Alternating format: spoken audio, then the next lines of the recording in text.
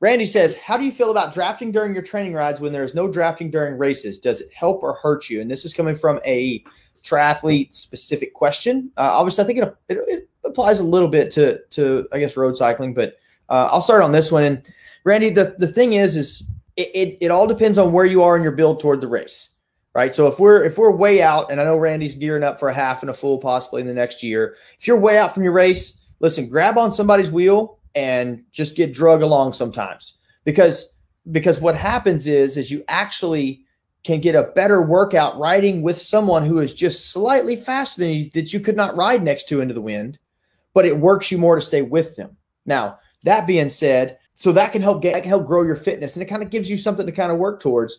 But as you get closer and closer to the race, you need to slowly step away or spend a ton of time on the front of the group, putting the work in if you have intervals or whatever you're trying to do. Now, there is a social aspect to this as well, where going and training with a group gets you consistent, right? Maybe that's just to help you jumpstart if you're kind of down on some training and stuff.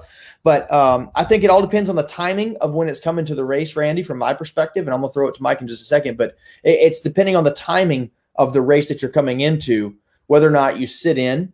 And you can, listen, I could sit on Mike's wheel on a ride and get worked just like I'm on the front. Right. So there is that aspect to it where you find stronger people that you normally can't ride with, and you just hanging on for dear life. Mike, what you got? So I totally agree. It depends on where you're at in your build towards the race. It can be useful, in the beginning when you're building base fitness and you're going on a longer but maybe slower ride than normal. Hey, maybe you haven't been that long before. Sit on that wheel, get that advantage for a while so that you can get through this ride successfully.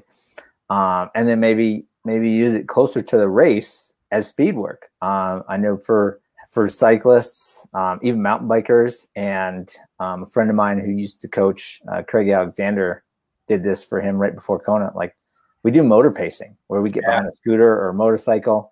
Yeah, I cannot go 30 miles an hour on a flat stretch of road by myself, but put me behind a moto and it's no problem. I can go 35 miles an hour, and I'm going to get a fitness bump from that because I'm having to turn my legs over faster. I'm having to turn push more watts at times, and I'm having to breathe a little bit faster too. So there's definitely some fitness gains that you can get from that at certain times.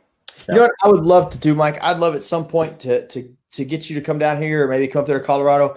I was thinking that, I've been thinking that for the past couple months, there's not enough motor pacing going on with triathletes specifically. Mm-hmm. I think it would be incredible to have a motor pacing clinic or part of a camp, part of a cycling camp, to where you hop on the wheel and you talk them through it. Because obviously you do it in the velodrome, which is awesome, and you do it out on the roads, things like that.